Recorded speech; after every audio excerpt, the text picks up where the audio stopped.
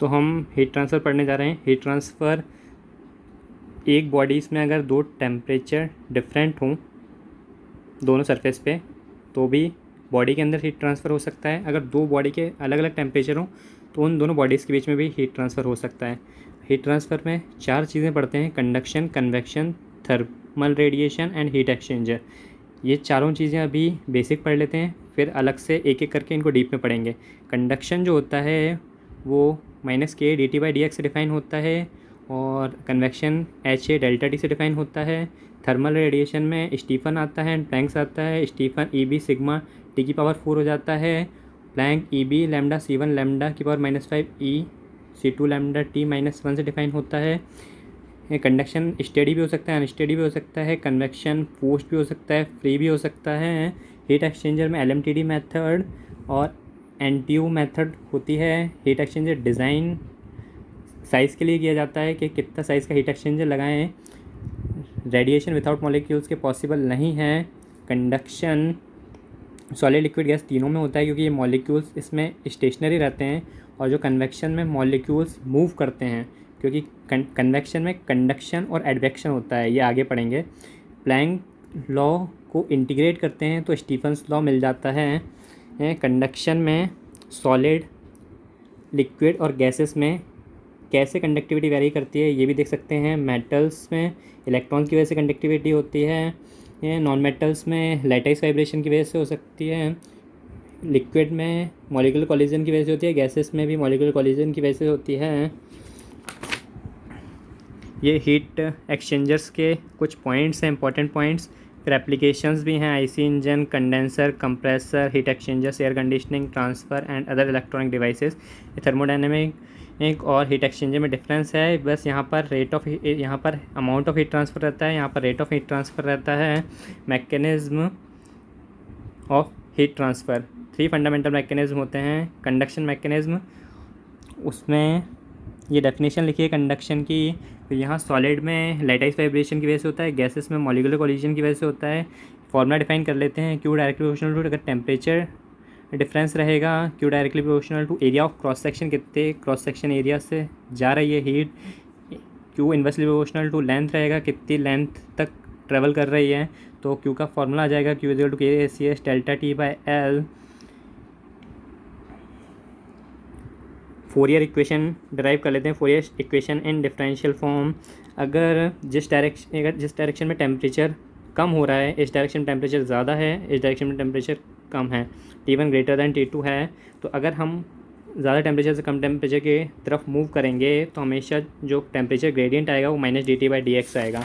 इसी का बिल्कुल उल्टा होगा, अगर हम कम टेम्परेचर से ज़्यादा टेम्परेचर की तरफ जाएंगे तो +k/dT/dx आएगा।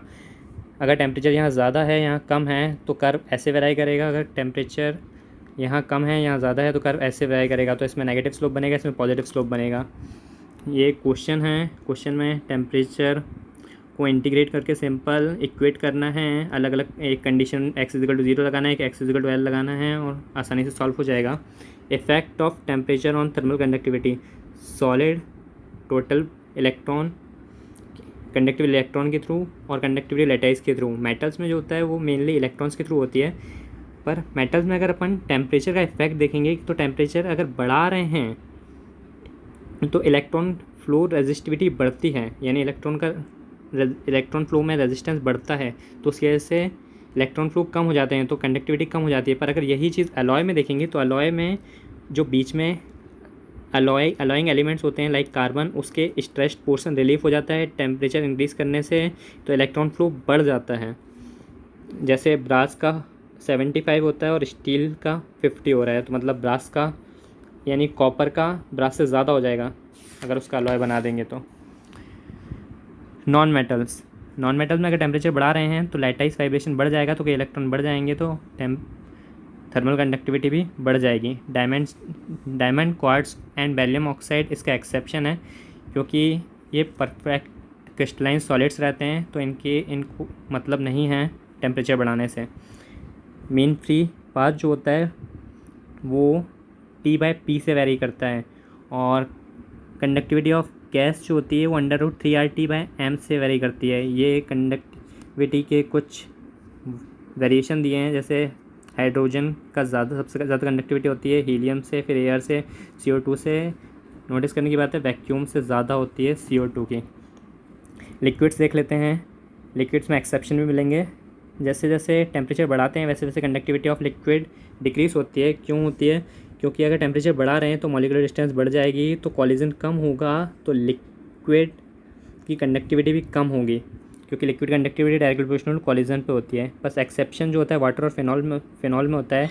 इसमें आइस और वाटर वेपर में तो कोई प्रॉब्लम नहीं है, आइस की सबसे ज़्यादा होगी, वाटर वेपर की सबसे कम होगी। पर यहाँ लिक्विड वाटर में वेरिएशन देखने को मिलेगा। 0 डिग्री सेल्सियस में 0.55 रहेगा, 60 डिग्री सेल्सियस में 0.6 रहेगा, 90 डिग्री सेल्सियस में 0.69 रहेगा। तो जो इसको डिक्रीज़ करना चाहिए था वो जब इंक्रीज़ कर रहा है। कन्वेक्शन का बेसिक देख लेते हैं। कन्वेक्शन जो होता है वो कंडक्शन प्लस एडवेक्शन होता है। कंडक्शन मॉलिक्यूल्स के बीच में होता है, एडवेक्शन बल्क फ्लूइड फ्लो की वजह से होता है। कन्वेक्शन दो तरीके का होता है, force convection, free convection. Force convection fan और ब्लोअर्स की वजह से होता है, फ्री कन्वेक्शन डेंसिटी डिफरेंस की वजह से होता है। कोई भी अगर एक हॉट प्लेट है और उस पर कोल्ड फ्लूइड फ्लो कर रहा है तो उस पर एक बाउंड्री लेयर बनती है जिसको हम थर्मल बाउंड्री लेयर कहते हैं। जैसे जैसे वाई वेरी करता है वैसे वैसे जो टेम्परेचर का डिफरेंस है वो कम होता रहता है। मतलब जो स्लोप है वो धीरे धीरे कम होता रहता है और एक पॉइंट पे आकर वो कांस्टेंट हो जाता है। मतलब स्लोप में कोई चेंजेस नहीं आते हैं। अगर ऐसे ही कोल्ड सरफेस लें और उस पर हॉट फ्लूइड फ्लो कराएं तो कर्व कुछ इस तरीके का बनता है, और यहाँ पर कर्व इस तरीके का बनता है। एडवेक्शन फिनोमेना देख लेते हैं। जैसे अगर कोई मॉलिक्यूल सरफेस के पास होता है तो वो उसका मोमेंटम कम होता है तो वो ज़्यादा हीट गेन कर लेता है। पर अगर कोई मॉलिक्यूल सरफेस से दूर रहता है तो उसका मोमेंटम ज़्यादा तेज़ रहता है तो वो कम हीट गेन कर पाता है। यही है कन्वेक्शन का फिनोमेना, जिससे कन्वेक्शन कंडक्शन से अलग हो जाता है। इस फिनोमेना को कहते हैं एडवेक्शन। कन्वेक्शन जो होता है वो कंडक्शन प्लस एडवेक्शन हो गया। तो अगर हीट चेंज एडवेक्शन ज़ीरो हो गया तो heat change through convection is equal to heat change through conduction हो जाता है। हीट कैपेसिटी जो होता है वो MCP होता है। हीट कैपेसिटी को ρV CP से भी डिफाइन करते हैं। इस वजह से C बाय वॉल्यूम जो वॉल्यूमेट्रिक हीट कैपेसिटी होता है वो ρCP के इक्वल हो जाती है। क्यों कन्वेक्शन जो होता है वो HA डेल्टा T रहता है। H यहाँ पर heat transfer coefficient through convection रहता है। H डिपेंड्स करता है फ्लूइड की प्रॉपर्टी पर। एडवेक्शन वेलोसिटी ऑफ फ्लो, कितनी वेलोसिटी से फ्लूइड फ्लो कर रहा है। ज्योमेट्री क्या है सरफेस पे, सरफेस की ज्योमेट्री क्या है, और टाइप क्या है फ्लो का, लैमिनार है या टर्बुलेंट है। अगर नसेल्ट नंबर है, नसेल्ट नंबर यहाँ से डिफाइन होता है। Nusselt number conduction plus advection bye conduction होता है। यहाँ से नसेल्ट नंबर डिफाइन होकर आता है HLC/KF। नसेल्ट नंबर जो होता है वो एक डायमेंशन लेस नंबर है। ये कन्वेक्शन एनालिसिस में यूज़ होता है फोर्स एंड फ्री दोनों में। जो कन्वेक्शन मैकेनिज्म है और कंडक्शन मैकेनिज्म का कंपेयर करने का काम करता है नसेल्ट नंबर। थर्मल रेडिएशन को कोई भी मीडियम की रिक्वायर्ड नहीं रहती है अपनी हीट को प्रोपोगेट करने के लिए। ये इलेक्ट्रोमैग्नेटिक वेव थ्योरी पे डिफाइन होता है जो मैक्सवेल प्रिंसिपल ने दिया है। जैसे जैसे टेम्परेचर को बढ़ाते हैं वैसे वैसे एमिसिव पावर बढ़ती है। ब्लैक बॉडी की डेफिनेशन, उसके बाद एनर्जी कैसे एमिट हो रही है मॉलिक्यूल से ये बताया गया है। उसके बाद एनर्जी के वेरिएशन बताए हैं कि जैसे अगर वेवलेंथ कम होती है तो एनर्जी ज़्यादा होती है, अगर वेवलेंथ ज़्यादा होती है तो एनर्जी कम होती है।